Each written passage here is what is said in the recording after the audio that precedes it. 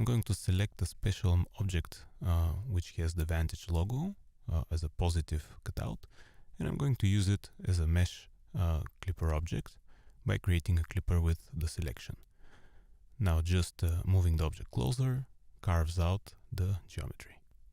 Currently the material of the clipper is just grayscale, so let's adjust that. We can change its diffuse, self-illumination to achieve different results, but I also have a prepared subsurface scatter material already, so let's assign it and see the really beautiful scattering already in place. There is a light inside of the pumpkin which goes through, and I'm going to adjust the parameters. So let's have a look without the subsurface scattering. This is purely diffuse, and turning on the random walk and adjusting the depth results in different scattering depth. Changing the scattering color affects the whole coloration of the effect, and if I leave it to white, I can modify the scatter radius color, which only affects the distributed light, so to speak, the scattered light. You can achieve various types of effects, combining the two colors and the depth.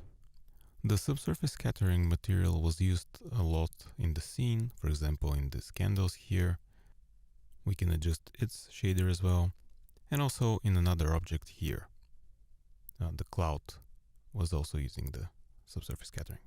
I'm going to zoom in on these smoke puffs here, which have been generated with billboards or sprites. And those were using a semi-transparent opacity texture, which if it's disabled looks like this, or if it's in clipping mode also looks like this cutout. But in stochastic mode it's fully transparent and creates this type of smoky effect. I'm going to use the edges clay override mode to demonstrate the effect even better. You can see the sprites here, and changing the width, the thickness of the line shows the polygons. You can see also the displacement here on top of the cloud object, which generates really nice detail on top of the subsurface scattering shader.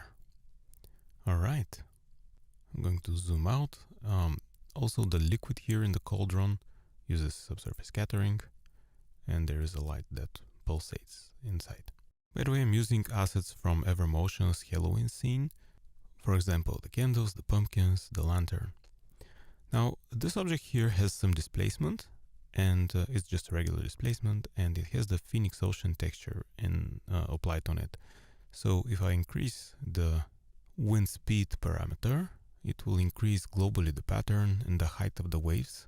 So I will reduce that until I get something nicer. And if I scrub the timeline, it also has animation, which makes it really easy to set up an ocean. Now you can control various parameters like the level of detail. Let me write this up. Height of the waves, or their steepness or choppiness. That's too much, so let's dial it back. I think less detail here is actually more. So let's adjust the parameters, make it more subtle, and preview the animation. Just mind that increasing the level of detail introduces much more detail, but also increases the subdivision. So let's take a look at the edges once again. You can see how many triangles have been generated. So this can actually affect memory consumption, so be careful. And if you don't have such an object already prepared, you can create one directly in Vantage from this icon over here. Let me position it here. Okay. You can see it comes with, let's readjust it. It comes with applied material and a displacement map. It's already animated, and you have all the controls in a more organized fashion, directly with the controls for the material as well, here. So if I want to create a more murky looking water, for example, I can do so, and blur out the reflections for more moody look, like so. The object is actually scalable, so you can use it for pools or different type of water bodies.